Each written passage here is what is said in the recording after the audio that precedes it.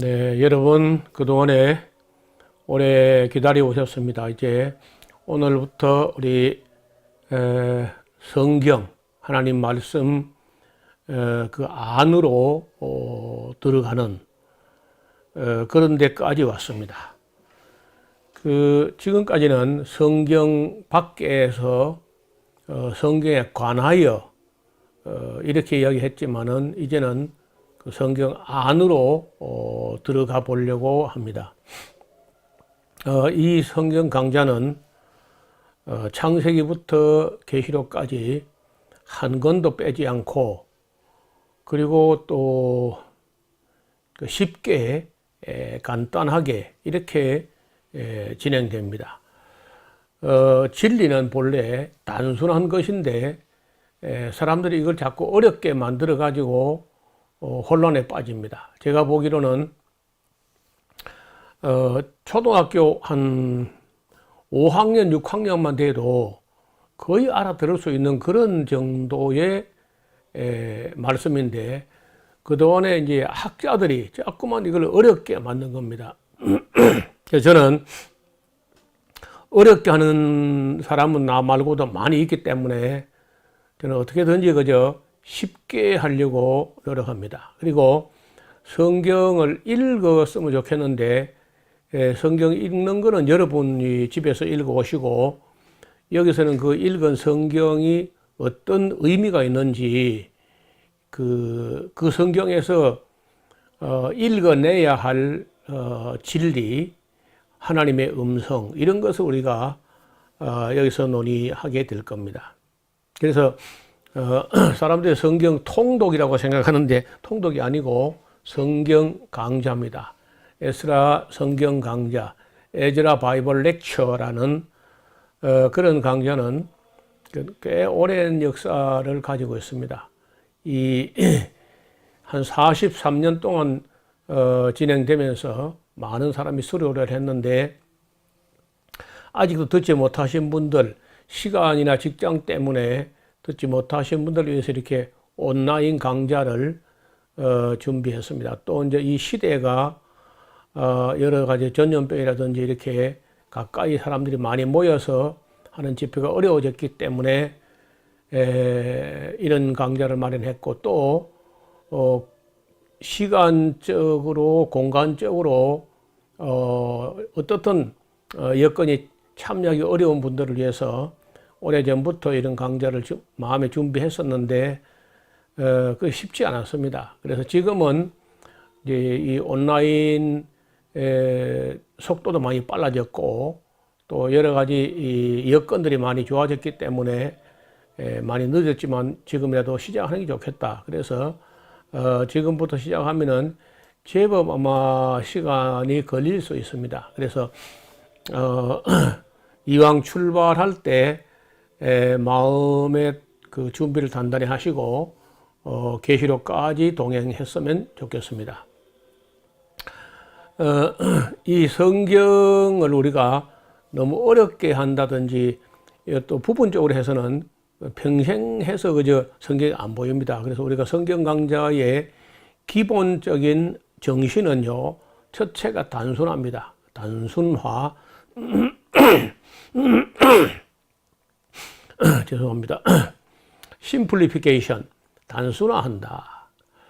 유대인들이 이 서기관들, 율법학자들이 이 미시나, 게메라, 토셉타, 브라이다, 할라카, 까다 막 자꾸 이렇게 해석을 해가지고 오경을 해석한 게 한 수레가 될 정도로 그렇게 연구하고 또 해석하고 또 해석한 걸 또 해석하고 이렇게 했는데 그걸 예수님께서 이제 싹 다 밀어버리고 거들떠 보지 않았습니다. 율법 본 정신은 예수님께서 성실히 실천하셨지만은 그것을 과잉 해석해가지고 복잡하게 해서 사람들이 다 이해할 수도 없고 행할 수도 없게 한 것은 다 의미가 없다는 겁니다. 그래서 우리는 단순화하고 그 다음에 집중화합니다. 센트럴리제이션. 이 성경을 배우는데 뭐 그렇게 막 10년, 20년 걸리면 안 돼요. 그럼 실천은 언제 한다는 겁니까? 그래서 집중적으로 공부해가지고 빨리 끝나야 돼요. 이론, 성경을 다 알았다 할지라도 그거는 이론인데, 이론 공부가 빨리 끝나야 실천에 들어갈 거 아니에요. 그래서 집중적으로 공부를 하는데, 여러분도 아마 지금 시간을 조금 내가지고 이번에 이왕 시작하면은 이 짧은 기간에 끝을 보는 그런 성경 강좌가 필요하다는 거예요. 그리고 전문적으로 특별히 이게 그 성경은 전공을 하지 않았거나 신학을 하지 않은 분이 너무 혼자 연구하거나 파고들면은 엉뚱한 방향으로 가는 수가 있어요. 그래서 전문적으로 성경을 연구한 사람이 강의해야 딴 길로 안 간다는 거죠. 그 다음에 표준화, 이거 어려운 말인데, 스탠다이제이션, 놀랍게도 또는 아쉽게도 죄송하게도 지난 2000년 동안에 이 성경을 표준 해석서를 내놓지 못했습니다. 그래서 중구난방이고 천방지축으로 이렇게 막 해석을 제멋대로 해야 되니까 끝없이 교파가 갈라지고 혼란에 빠지고 이렇게 했는데, 원래 성경이 기록된 그 원 목적대로 해석을 하면서 전말 이것이 표준 해석이다 할 정도로 정말 믿을 수 있는, 언제 어디서 누가 봐도 이게 바른 해석이다 하는 정도의 해석을 해야 돼요. 표준화. 이게 안 되면 참 어렵습니다. 그래서 우리가 근 40몇 년 한 15,000명 이상의 목회자들이 여기에 참여했고, 일반 성도들까지 하면 한 8만 명이 참여해가지고 아무도 아니요 할 수 없을 정도로 표준화된 해석. 그래서 누가 봐도 이거는 정당한 바른 해석이다 하는 그 해석을 여러분이 아마 만나게 될 겁니다. 그 다음에 실천화 혹은 생활화, practicalization. 그 행함이 없는 믿음은 죽은 믿음이야. 그래서 이걸 잘 배웠으면은 그것을 우리 삶에서 실천하면 잊어버리지 않습니다. 성경 말씀을 배워서 행하지 않고 머리에 뱅뱅 돌다가 잊어버리고 그거 뭐 아무런 의미가 없습니다. 그 시간과 정력 낭비야. 그래서 단순화, 집중화, 전문화, 표준화, 생활화 하는 성경 강좌. 그래서 행할 수 없는 거는 이야기할 필요도 없고, 그 믿고 깨닫고 행하고 이렇게 함으로써 우리 삶이 변화돼야 돼요. 성경의 진리, 기독교 진리가, 진리란 증거가 뭐냐? 사람을 거룩하게 변화시키는 데 있다는 거죠. 그래서 진리는 절대 먼 데 있는 것도 아니고 어려운 것도 아니며 복잡한 것이 아닙니다. 성경에도 누가 하늘에 올라가서 막 그 진리를 가져와서 우리를 향하게 할 것도 아니고, 누가 또 바다를 건너가서 해외에 가서 유학을 해가지고 그 진리를 우리에게 가르쳐서 행하게 할 게 아니라, 진리가 심히 가까워서 네 마음에 있고 네 입술에 있다는 거예요. 이게 예수님 말씀이고 바울의 말씀이야. 그리고 연구하고 해석하고 이런 사람들은 영원히 그 틀에서 벗어나지 못해요.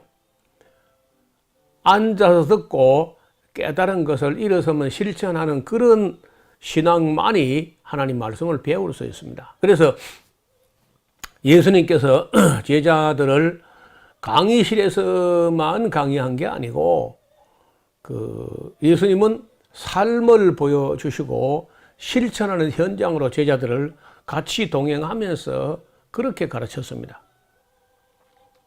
진리는 행하려고 하는 사람에게만 보이게 됩니다.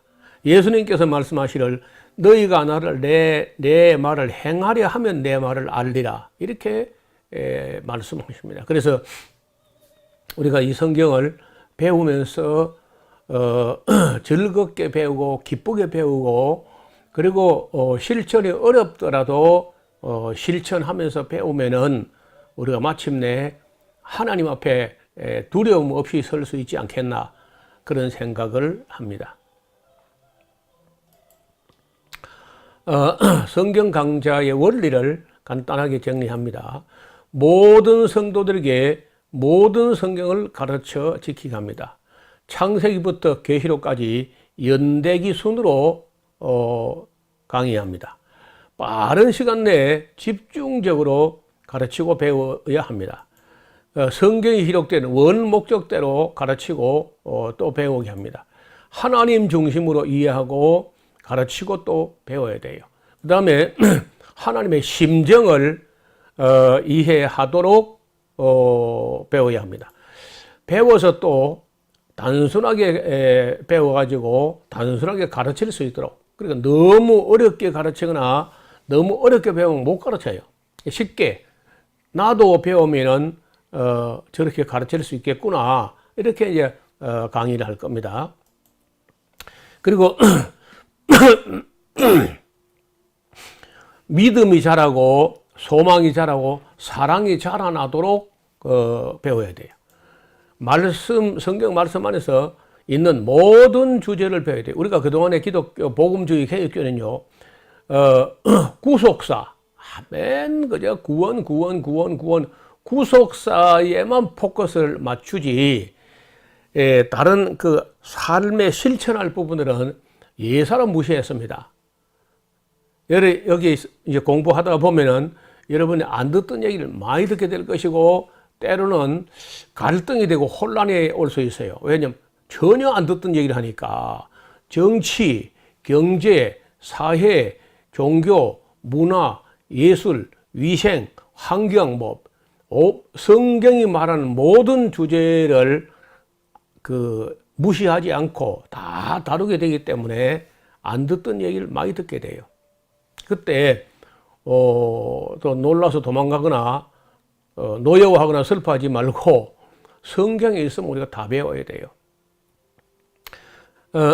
그 다음에 역사적, 지리적, 문화적 배경을 이야기할 때 그게 굉장히 중요합니다. 배경을 모르면은 그림이 안 나와요. 그래서 그 배경을 공부할 때도 재미있게 해야 됩니다. 자신의 사명을 인식할 수 있도록 가르치고 배워야 돼요. 그래서 성경을 배운다면 내가 무슨 일을 하기 위해서 태어났는지 알겠다 하는 사명이 인식되면 좋겠어요. 생명과 사명과 계명의 말씀으로 가르칩니다. 생명의 말씀, 사명의 말씀, 계명의 말씀이 성경이야. 그래서 이걸 잘 배우면은 자기 사명을 깨닫게 되고 계명을 깨달아 가지고 무엇을 위해 살 것인지 어떻게 살 것인지 이런 것을 이제 인식하게 될 겁니다. 그 다음에 이 성경은요, 하나님 이야기, 사람 이야기, 사탄의 이야기입니다. 삼각관계예요. 하나님, 사람, 사탄.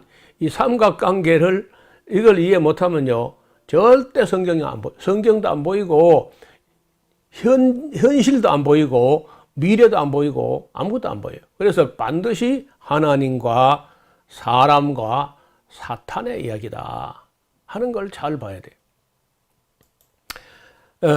그리고 사람의 욕심과 소원과 그 목적 이런 게 지나치게 되면은 성경이 안 보입니다. 자기 욕심도 내려놓고 소원도 내려놓고 자기 목적을 내려놔야 돼요.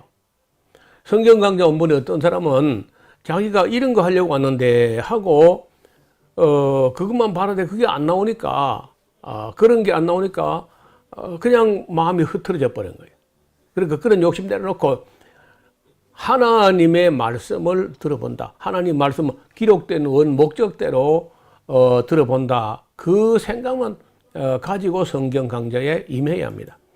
성경과 역사와 미래와 과학과 선교까지 공부해야 돼.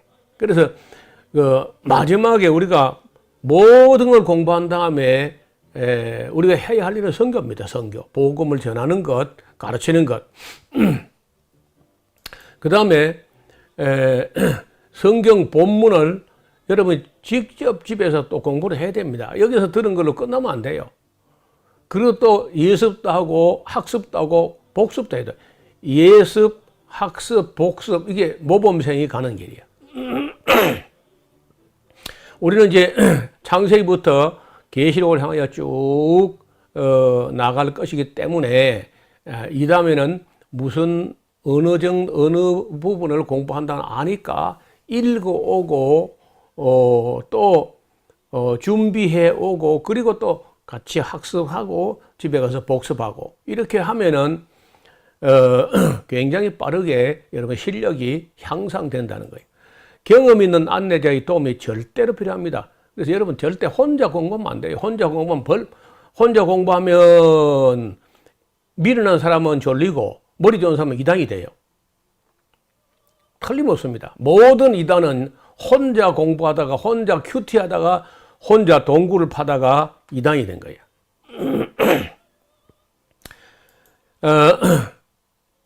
재미없어 보이는 책들이 들어있습니다. 그런데 성경은 원래 재미로 읽으라고 준 책이 아닙니다. 재미가 없어도 의미가 있으면 즐겁게 공부를 해야 돼요.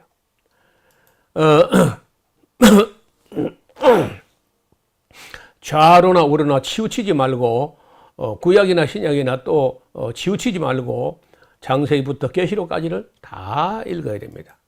전문가의 지도를 받으면서 공부를 해야 돼요. 그 다음에 반드시 구약이 우선입니다. 구약주는 오경이 우선이고 오경의 율법을 공부해야 역사를 공부하고 역사를 공부해야 예언서를 공부할 수 있어요. 반드시 이 순서를 흐트러뜨리면 안 됩니다. 먼저 숲을 보듯이 시야를 넓혀서 집중적으로 짧은 시간에 창세기부터 계시록까지를 이 전체적으로 한눈에 들어오도록 이렇게 보는 마치 독수리가 높은 데 올라가서 전후 좌우 동서남북을 한눈에 보듯이 이렇게 보는 안목이 있어야 돼요. 너무 성경에 눈을 갖다 대가지고 그렇게 전체를 보지 못하면은 부분도 잘 안 보인다는 거예요. 기도하는 마음으로 성경을 읽고 배워야 합니다. 우리 한국 사람의 기도는요, 맨 이거 주시고 저거 주시고 다고 하는 자고새처럼 막 이렇게 하는데 그거는 거의 미신적인 기도야. 우리가 참 기도는요, 하나님 말씀을 듣는 기도, 하나님 말씀을 읽는 기도, 하나님 말씀을 이해하는 기도, 묵상하는 기도, 이런 기도가 깊이 할 수 있는 기도야. 왜냐하면 거기서 하나님 음성이 들리니까. 배운 것을 하나씩 실천해 본다는 건 굉장히 중요합니다. 그렇지 않으면은 행함이 없는 믿음이 돼가지고 죽은 믿음이 돼버려요. 그 다음에 모르는 것이 있으면은 질문할 수 있도록 에스라 하우스 홈페이지에 질문 있습니다 하는 방이 있습니다. 거기 가면은 지금까지 1만 2천 건 정도의 질문이 이미 있었는데 다른 분이 질문한 것이 있는가 검색을 해보시고 그래도 없으면은 여러분 거기 질문을 쓰면은 제가 최선을 다해서 답변을 드립니다. 번역이 애매한 부분이 있어서 때로는 원어로 볼 때 이렇게 되어 있다 이런 말이 나올 때 또 너무 어렵게 생각할 필요가 없어요. 제가 설명을 다 할 테니까. 그 다음에 성경 본문을 여러 차례 읽어서 익숙해지도록 해야 돼. 제가 저 경험으로 보면은 저 나이수만큼 정도 읽었을 때 성경이 보이기 시작하더라고. 제가 20대 후반에 성경을 만나가지고 공부하기 시작했는데 40대 초반에 가서 약 한 15년 정도 걸려서 제 나이가 40살 좀 됐을 때 한 40번 정도 읽고 강의를 하고 나서라야 계시까지 보였다는 거야. 근데 그 보인 것을 제가 다 여러분에게 털어놓을 것이다. 여러분은 뭐 그렇게 안 걸릴 겁니다. 저는 그렇게 걸리더라고요. 신학을 해야 되는 게 아니야. 신학을 하고 나서도 목사가 되고 나서도 몇 년 뒤에 가서라야 계시록까지 정리가 되었습니다. 그걸 다 여러분에게 전하고 가고 싶은 거예요. 제가 이 연구하고 정리한 걸 갖다 무덤으로 가져가 버리면 무슨 의미가 있겠어요? 그래서 저는 지금 뭐 내가 건강이 언제까지 유지돼 가지고 이 강좌를 정말 끝낼지 안 낼지 모르겠는데 어떻든 건강이 허락된 데까지 최선을 다해서 계시록까지 정리하려고 기도하고 있습니다. 스스로 성경 말씀을 들어가면서 강의를 들어가면서 자기 신앙을 거기에 맞춰 점검을 해봐야 돼. 아, 내가 이 잘못 믿었구나. 아, 이거 내가 잘못 알았구나. 잘못 배웠구나. 또 잘못 가르쳤구나. 이런 것이 많이 나오게 될 겁니다. 누구라도, 누구든지 마찬가지야. 어떤 사람 뭐 정통 그 이상이라도 너무 부분적으로 배웠거든요. 성경을 너무 부분적으로 배웠기 때문에 듣도 보도 못한 얘기를 많이 듣게 될 거예요. 그때 자기 신앙을 진단하면서 잘못된 거는 고치고 부족한 거는 채우고 이렇게 끝없이 진단이 필요해요. 그 다음에 성경에 등장하는 인물들을 정말 인격적으로 만나도록 해야 돼.